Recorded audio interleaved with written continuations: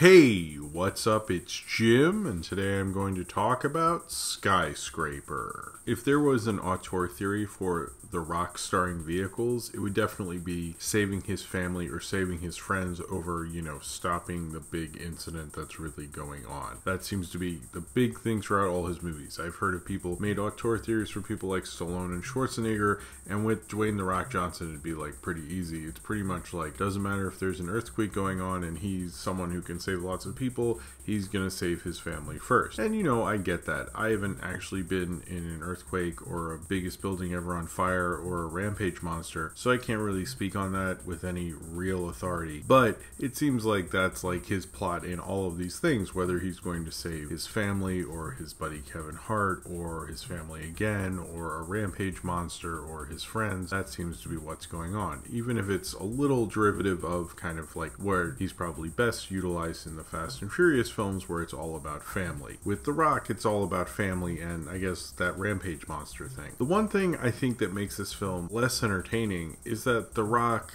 the guy who just had a huge ginormous hit with Jumanji and then had reshoots in Rampage to be more like Jumanji, isn't the quippy funny guy in Skyscraper. He's more of the serious family man in his Die Hard in a Die Hard movie with fire or something movie that is Skyscraper. So it's not really a fun movie, and you'd think, more of a wisecracking kind of guy would be more accustomed to the Die Hard format. And it doesn't entirely work in the whole Die Hard format, because the point and the reason the original Die Hard is so different is because you had all these like ridiculously muscle-bound guys being action heroes at the time, and then you had Bruce Willis, which it's kind of the point of the original, sort of been ruined by the rest of Bruce Willis's career, that he was kind of more of an average-looking guy. He didn't have like these tons of muscles. He didn't look like a superhero. In some ways, The Rock sort of playing like he's like original John McClane. He's trying to be like an ordinary dad kind of guy. It never works in the Rock movies where somebody fights The Rock and like is beating him and they're not like John Cena or so. I don't know if John Cena could be. I actually don't think John Cena could. I don't think anything could beat The Rock. So like if they get like one shot in, I'd be like, sure, I believe that. But when they're really like beating him up, I'm like, whoa, what did you like surprise him? Or even then, he's The Rock. He could fight, like, I just don't believe it. Like, maybe if he was fighting, like, Chuck Norris, or an alligator, or an abstract concept or something, I would totally understand The Rock sort of, taking a few punches. But anytime he does, I'm just like, oh, come on, this is ridiculous. The Rock's trying to sell it. And, that's probably his greatest acting, is pretending like someone else could punch him. Like, because he's The Rock. Like, you ain't doing shit to Dwayne "The Rock" Johnson. So that's just ridiculous. So they do try to make him less rockage, less of The Rock, whatever. And it doesn't really work. I think this movie has a natural momentum behind it, and which is surprising because this is directed by Rawson Marshall Thurber, who's more known for comedies like Dodgeball, We're the Millers, and Central Intelligence. He's not someone who I'd expect to make a movie like this.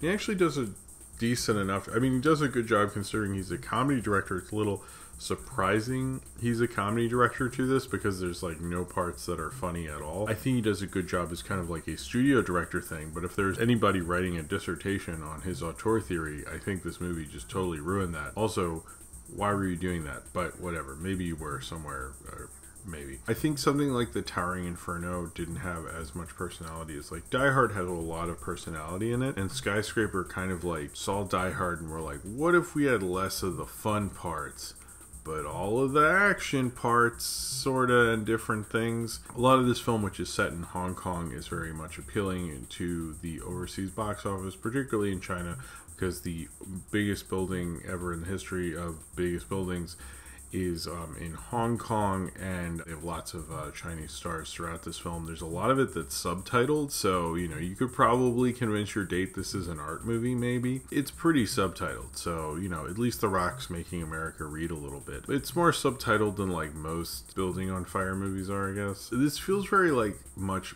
blandly, this is Hollywood right now. You have The Rock, you have China, you have fire, maybe, is that a thing? Big buildings, And also you have Nev Campbell. That part I really liked. I think Nev Campbell, who has been on House of Cards, so I don't know, I keep hearing like, oh, she's gonna make a comeback. I'm like, I don't know if she's been around, but whatever. I do like that he has an age appropriate wife in this, as well as the fact that she is actually doing stuff and is a really capable character. I thought that was a nice touch to this. And that, you know, you get a return person like Nev Campbell. I feel like most of the cast is like anonymous person who'd be a bad guy or a good guy in a movie like this. And Nev Campbell brings some personality to it.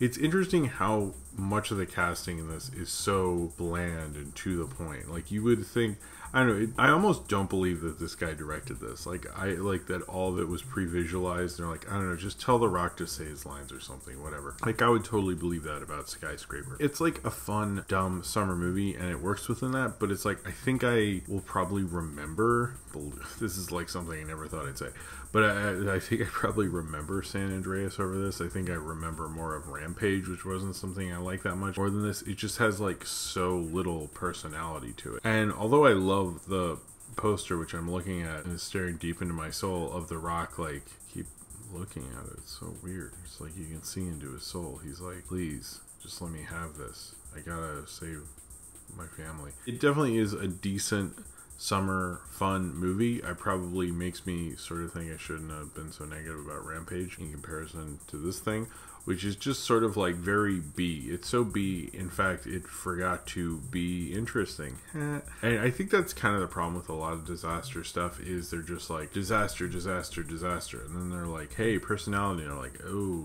I don't think we have time for that. And which is, I bring this point up a lot in disaster films, but it's really rare. You have like Independence Day. I think one of the reasons that film like doesn't die is because it has like tons of personality and let those actors' personality shine through. And Skyscraper doesn't.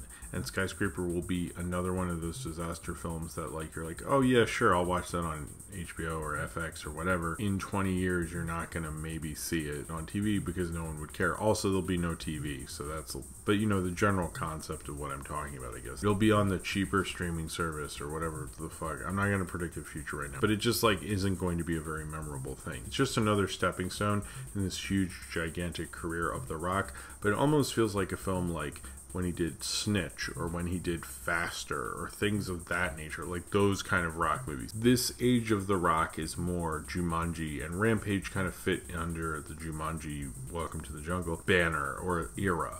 This just feels like, hey, another summer movie. Sure, it's cool to see him dangling off of buildings and things like that.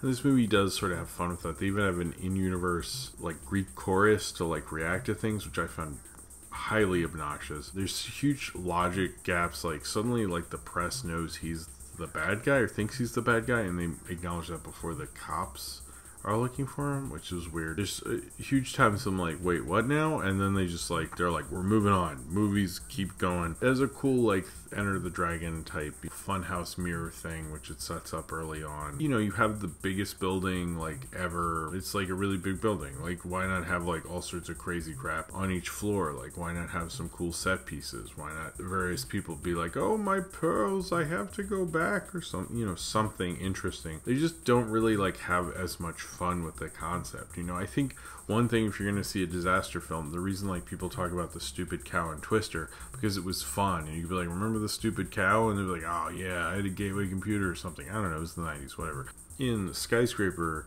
there's like none of that really. There's stuff with his leg, which is cool. There's stuff with duct tape.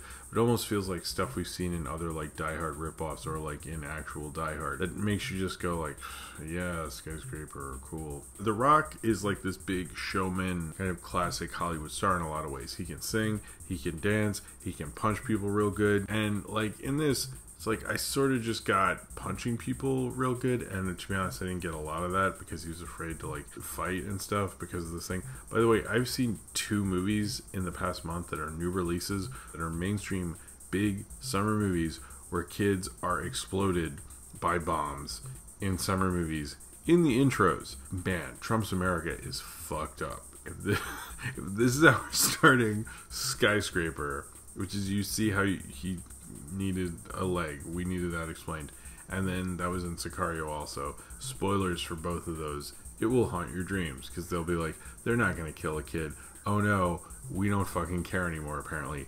Everybody's nihilistic at this point. It's probably bad when you're introing summer movies with a giant skyscraper with like, here's your fucking backstory. Kids explode and die. Have fun with your rock movie. This is just a bland summer movie. You know, it's just like a Die Hard in the kind of thing. And it's just like when people are like, didn't they do those things like Speed is Die Hard or Buzz Air Force One is Die Hard in a plane, Sleepless in Seattle is Die Hard in Seattle. There's all sorts of ones like that. And we've had too many of them. And when they try to go back to that, it sort of doesn't work anymore. You're like, oh yeah, no, I remember you guys were really into that Die Hard thing. And this is just like, okay, it's Die Hard, but with The Rock. And you're like, I mean, that doesn't sound interesting at all, but alright. Will he be funny? And they're like, no. And you're like, oh, that sucks. What the fuck? Is Nev Campbell in it? I think Skyscraper just kind of tries to reach for the heights of big disaster movie, but kind of plummets, see what I did there, because it just doesn't understand what makes a good disaster film. It doesn't understand what makes an impactful disaster movie. And one of the things Towering Inferno had was it had personalities in it. One of the things that Independence Day had was personality. Speed, for example. Regardless what you think of Keanu or whatever, and it had lots of personality. Everyone on the bus was an interesting character actor. This doesn't do that. You can't just make these Die Hard movies and these films that very much rely on the people and the actors just being like, I'm all serious, there's just like, I need this stupid thing to get some money or something, I don't know, who cares, whatever. Put some personality in it and people will totally be down. But if you're not going to put any personality in it and just make it kind of like a bland action film using kind of a rip-off premise thing that we've seen a bunch of times, then you're just sort of stuck with this void of a disaster film. You're just like, sure, whatever to it. And this doesn't feel like things The Rock should honestly be doing anymore. This just sounds like something is like, I don't know, you're an action star, just like, just like a burning building. People will see it, whatever. He was so much more inspired in Jumanji. He was also more inspired in Rampage, and this just feels like this is the big summer movie for him, and it just feels like maybe the worst of those recent ones. Like, it's the one that I'm kind of okay with just leaving alone. I thought it was cool having all the Hong Kong stars, and I really like seeing Nev Campbell again and well utilized. This is probably like her first big mainstream movie kind of thing since Scream 4, so I sort of understand why people are like, what? She was in stuff between that and Scream 4? I had not heard of such a thing. I sort of get that. And Nev Campbell kind of shows the possibilities of what they could have done, is have, you know, really cool bad guys, have really cool, you know, a lot of really cool actors throughout this that would have brought this thing personality, which would have brought this thing to fucking life. But unfortunately, this just feels like a bland star vehicle that's like one of those things that's big at the time, and 20 years later, you're like, oh wow, that was like a big movie. You know, when you tell people, people will be surprised, like, that was a big kind of star vehicle. They'll remember kind of Rampage probably more and Jumanji more, because those have personalities. Those are unique enough. And there's nothing about Skyscraper that's unique other than just Nev Campbell. I don't think The Rock really brought it to the real kind of star charisma and star power that he really has. You know, it kind of saddens me to say that I think, like, if this film had really, if The Rock had really done his, like, star power in Skyscraper, other than, you know, just being his name above the title, if he really brought it performance-wise, this could have been a really memorable, be like, you know, this was dumb, but I had so much fun with this. I did have fun with it, but I had fun in it in the predictable kind of way these Die Hards and the kind of movies do, but not in the way that, like, so many of the better ones did, which is bring personality, have me on my edge of my seat, and having all these different things with it, because those directors, the director of Air Force One, the director of Speed, just kept hitting you with things and different personalities and thought-provoking things and thought-provoking action sequences, and Skyscraper didn't really do that. It just went for the lowest common denominator with a movie that everyone is already ready for a lowest common denominator, so it meets everyone at their lowest expectations, and those lowest expectations end up being not very memorable or interesting. It just kind of like sits on that base level of low expectations and doesn't really go anywhere further from it. So if you have seen Skyscraper and you would like to talk about it, then comment below in the comments and subscribe if you would like to.